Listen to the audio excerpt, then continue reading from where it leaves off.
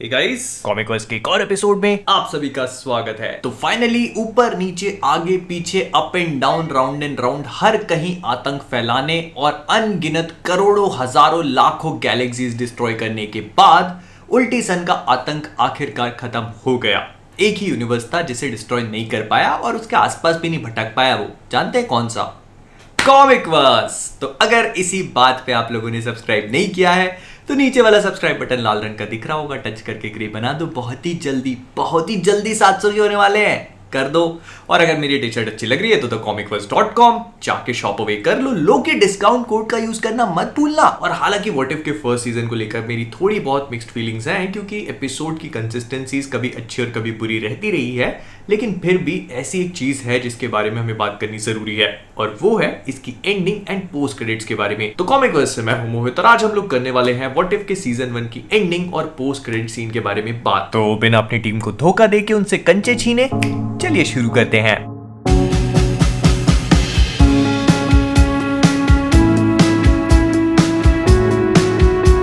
तो देखो, what if के फिनाले का पूरा कंसेप्ट यही था कि उआटू द वॉचर बाकी सारे सुपर हीरोज को अलग अलग यूनिवर्स से इकट्ठा करता है और गार्डियंस ऑफ द मल्टीवर्स नाम की एक टीम बनाता है। अब इस चीज में सबसे बड़ा सवाल ये आता है कि अगर उआटू अलग अलग सुपर हीरोज को अलग अलग यूनिवर्सेस से इकट्ठा कर सकता था तो उसने 100-200 डॉक्टर स्ट्रेंज या फिर 200-500 गमोरा या फिर 600-700 स्टार लॉर्ड और 2-4 हजार हल्क और 8-10 हजार थॉर क्यों नहीं उठा लिए? क्योंकि अगर ऐसा कर लेते तो उल्टी सन उनके सामने क्या ही टिक पाता ना। और चलो ठीक है, आपने कुछ ऐसे सुपर हीरोज उठाए हैं जिन्होंने अपने अपने यूनिवर्सेस में अपनी अपनी हिस्ट्री को चेंज किया और कुछ अच्छे काम कर लिए थे, लेकिन यहाँ पे लसन मॉन्गर को उठाने की क्या जरूरत थी? तो इस चीज का जवाब हमें इस एपिसोड के आखिरी में मिलता है, जब उआटू, किलमॉन्गर और जोला जो है इन दोनों की आपस में होने वाली फाइट को वहीं पे फ्रीज करके इन्हें एक पॉकेट डिमेंशन में कैद कर देता है। और डॉक्टर स्ट्रेंज से इनकी यही बात होती है, जब डॉक्टर स्ट्रेंज ये बोलते हैं कि उआटू को ऑलरेडी पता था कि क्या कुछ होने वाला है, इसीलिए उसने इन सारे सुपर हीरोज को ही कलेक्ट करा। बट फिर इसका मतलब तो ये हुआ कि उआटू को ये भी पता होगा कि अल्ट्रॉन उल्टी सन बनने वाला है और उसकी ठुकाई करने वाला है। एंड अगर ठुकाई होनी ही थी तो फिर इतनी फाइट करी ही क्यों? उआटू तो सीधे भागकर इन सारे सुपर हीरोज को इकट्ठा कर सकता था। इस बारे में आपको क्या लगता है मुझे कमेंट्स पे बताना मत भूलना। But any how, what if का जो फिनाले था वो बहुत सारे प्लॉट होल से भरा हुआ था और मैं बताना शुरू करूंगा तो सुबह हो जाएगी। सुबह तो हो ही चुकी है, मेरे को बताते बताते सुबह हो जाएगी। खैर, तो इन सारे सुपर हीरोज को इकट्ठा करने के बाद ये लोग उल्टी सन का सामना करते हैं, बहुत इधर उधर हाथ पैर मारते हैं, इन्फिनिटी क्रशर नाम की एक मशीन का यूज करते हैं। अब इन्फिनिटी क्रशर के बारे में ऑलरेडी मैंने अपने ब्रेकडाउन वाले वीडियो में बता दिया था। अगर आप लोगों ने वो वीडियो नहीं देखा तो लिंक ऊपर फ्लैश हो रही होगी, जाकर एक बार देख लेना। लेकिन इस इन्फिनिटी क्रशर वाले सीन को देखकर मेरे को एक चीज थी जो दिमाग में स्ट्राइक हुई थी, और वो ये थी कि जब गमोरा इसे एक्सप्लेन करती है तो वो कहती है कि इन्फिनिटी क्रशर एक ऐसी मशीन है जो इन्फिनिटी स्टोन्स को जीरो कर देगी, शून्य कर देगी, रिड्यूस टू नथिंग कर देगी।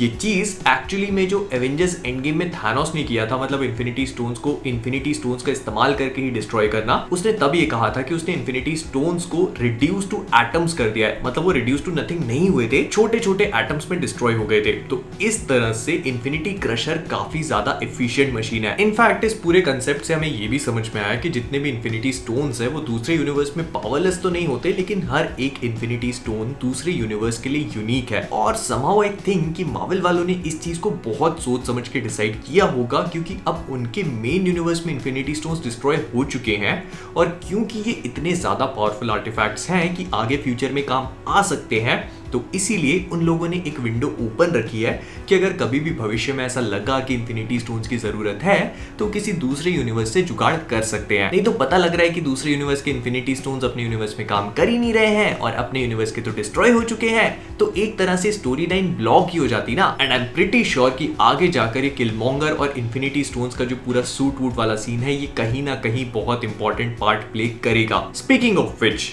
आखिरी में हम लोग देखते हैं कि उल्टी सन को जोला का एरो जो है, मतलब जोलारो जो है, वो टेक ओवर कर लेता है, और इन दोनों की एक पर्सनल प्राइवेट मामला जो अंदर ही अंदर हो जाता है उसमें जोला जीत जाता है और वो उल्टी सन की बॉडी को टेक ओवर कर लेता है, जिसकी वजह से जो वाइब्रेनियम सूट है वो निकल जाता है। अब क्या होता है कि किलमॉन्गर, लसन मॉन्गर जो है, वो शुरू से ही अपना अलग ही प्लान बना रहा है। वो एंड में इस मौके का फायदा उठाकर जो उल्टी सन का वाइब्रेनियम इन्फिनिटी वाला सूट था उसे पहन लेता है। अब ये उसने किया कैसे, ये बहुत क्लियरली तो समझाया नहीं गया, लेकिन जितना मुझे समझ में आया मैं आपको बता देता हूँ। मे बी ऐसा हो सकता है कि जो उसका खुद का वाइब्रेनियम सूट था उसका यूज करके उसने अल्ट्रॉन बॉट को कमांड दिया हो, जिसका सिर उसके हाथ में था, और उसके थ्रू उसने उस सूट को टेक ओवर करके खुद पहन लिया हो। मतलब कुल मिला के वो अपने वाइब्रेनियम सूट का यूज करके उस अल्ट्रॉन बॉट से किसी न किसी लेवल पे कनेक्ट कर चुका था और मौके पे चौका मार दिया। अब इस सूट को देखकर मेरे दिमाग में बहुत सारे सवाल है, क्योंकि लास्ट टाइम जब हमने किसी भी इंसान को इन्फिनिटी स्टोन, सारे के सारे इन्फिनिटी स्टोन्स को वील्ड करते देखा था, तो उसका भविष्य बिल्कुल भी अच्छा नहीं रहा था। लेकिन इस चीज का लसन मॉन्गर पे तो कोई इफेक्ट ही नहीं पड़ा। मतलब थारे भाई मॉन्गर ने ऐसे इन्फिनिटी स्टोन्स वील्ड करे, ऐसे इन्फिनिटी स्टोन्स वील्ड करे कि किसी ने सोची ना होगी। तो इसका रीजन सिर्फ और सिर्फ एक ही हो सकता है, और वो है वाइब्रेनियम सूट। हमें पता है कि टोनी स्टार्क ने नैनो सूट पहना था, और इसी वजह से जब उसने इन्फिनिटी स्टोन्स को वील्ड करा तो वो सूट इतना स्ट्रॉन्ग नहीं था कि उस चीज को पूरी तरह से झेल पाए, जिस वजह से टोनी की डेथ हो गई। प्लस टोनी ने चुटकी भी तो बजाई थी। लेकिन अब सवाल ये आता है कि क्या ये वाला सूट उरू का जो गॉन्टलेट था उससे भी ज्यादा स्ट्रॉन्ग है? तो आई थिंक इसका आंसर बहुत ज्यादा डिबेटेबल है, और अल्टीमेटली उसी चीज पे आके टिक जाता है कि क्या उरू मेटल ज्यादा स्ट्रॉन्ग है या वाइब्रेनियम। बट आई थिंक कि उल्टी सन का इन्फिनिटी स्टोन्स को एक वाइब्रेनियम सूट पे फिट करने का कारण उसकी ड्यूरेबिलिटी या पावर से ज्यादा कन्वीनियंस का होगा, क्योंकि वो उस सूट का यूज करके उन स्टोन्स की पावर को ज्यादा अच्छी तरह से हार्नेस कर सकता था rather than an उरू गॉन्टलेट। मतलब कुल मिला के उसने ये सोचा कि कहां पे ज्यादा बेटर तरीके से यूज कर सकता है वो इन्फिनिटी स्टोन्स को। बस इसके बाद हम लोग देखते हैं कि सारे के सारे सुपर हीरोज अपने अपने घर वापस लौट चुके हैं, और उआटो द वॉचर नताशा को उस यूनिवर्स में भेज देता है जहां पर हैंक पिम ने सारे के सारे एवेंजर्स को मार दिया था, और सुपर हीरोज के नाम पर सिर्फ दो ही कप्तान बचे हैं, कप्तान अमेरिका और कैप्टन मार्वल। और देखो वैसे तो यहाँ पे भी नताशा के कोई दोस्त बचे नहीं है, क्योंकि हॉकाई मर चुका है, टोनी स्टार्क मर चुका है, और उसके बाद बाकी के जितने भी एवेंजर्स हैं वो भी नहीं बचे हैं। लेकिन समहाउ आई फील कि नताशा यहाँ पर अपने यूनिवर्स से तो ज्यादा अच्छे से ही रह लेगी। और इसके बाद हम लोग आते हैं इस पूरे शो के सबसे इंटरेस्टिंग पार्ट, मतलब इसके पोस्ट क्रेडिट सीन पर, जो एक्चुअली में सीजन 2 को सेटअप करता है, जहां पर पेगी कार्टर को ये पता लगता है कि जिस स्मगलर के शिप को वो लोग रोक रहे थे उसमें एक्चुअली में हाइड्रा स्टॉम्पर है, और उसके अंदर भी कोई ना कोई बैठा हुआ है। और देखो ये मुझे बताने की भी जरूरत नहीं है कि उसके अंदर कौन होगा, वही अपने खत्म स्टीव रॉजर्स।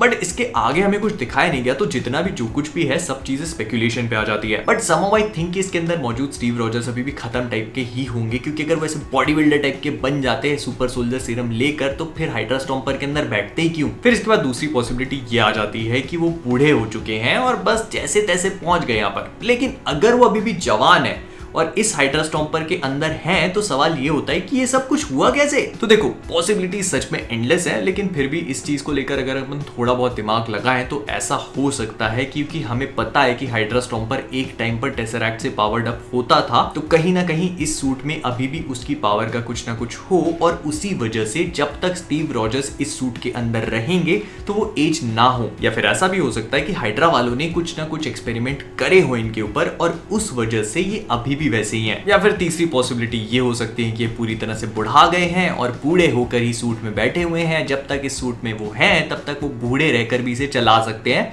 जैसे जवानी में चलाया करते थे। लेकिन जो भी हो, इस बात को लेकर कम से कम हमें सैटिस्फैक्शन तो मिला कि हमारी कैप्टन कार्टर को वो एंडिंग मिल गई, वो हैप्पी एंडिंग मिल गई जो वो हमेशा से चाहती थी, मतलब स्टीव रॉजर्स के साथ वो आखिरी डांस। एंड आई होप कि हमें सीजन 2 में भी ये देखने को मिले, और यहीं से उन लोगों ने इसका बेस भी बना दिया है, जो व्हाट इफ के सीजन 2 का प्रोबेबली पहला ही एपिसोड होगा। तो विद दैट बीइंग सेड हम लोग इस वीडियो को यहीं पे रैप अप करेंगे। अगर आपको ये वीडियो पसंद आया हो तो प्लीज इसे लाइक और शेयर करना मत भूलिएगा। फिर इसके बाद अगर आप सभी लोग कॉमिक वर्स पे नए हैं तो वो नीचे वाला सब्सक्राइब बटन आपको लाल रंग का दिख रहा होगा, उसे टच करिए और ग्रे बना दीजिए, बहुत ही जल्दी 7 के होने वाले हैं। फिर इसके अलावा अगर आपको मेरी टी शर्ट अच्छी लग रही है तो thecomicverse.com पे जाके शॉप अवे करना मत भूलना, ऐसी और भी बहुत सारी ऑसम टी शर्ट्स हैं। फिर इसके बाद फेसबुक, इंस्टाग्राम, ट्विटर, डिस्कॉर्ड, दुनिया जमाने में अपनी लिंक्स हैं, सारी की सारी डिस्क्रिप्शन में जाओ, डाउनलोड कर लो। और इन सब चीजों के बाद मुझे कमेंट्स में चीज बताना मत भूलना कि आप लोगों का व्हाट इफ को लेकर क्या क्या ख्याल था, क्या क्या थॉट्स थे, और अगर अभी भी कोई सवाल दिमाग में है तो वो मेंशन कर देना, हो सकता है सवाल वर्स के एपिसोड में कवर कर लें। तो जाने से पहले कॉमिक वर्स से मैं हूं मोहित, और आप सभी लोग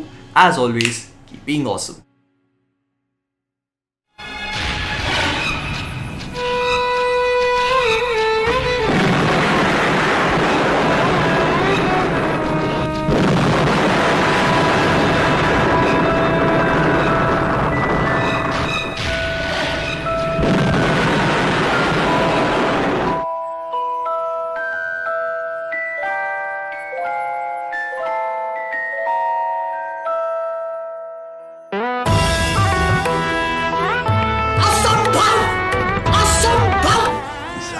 हिंदुस्तान में जब तक सलीमा है लोग चूतिया बनते रहेंगे।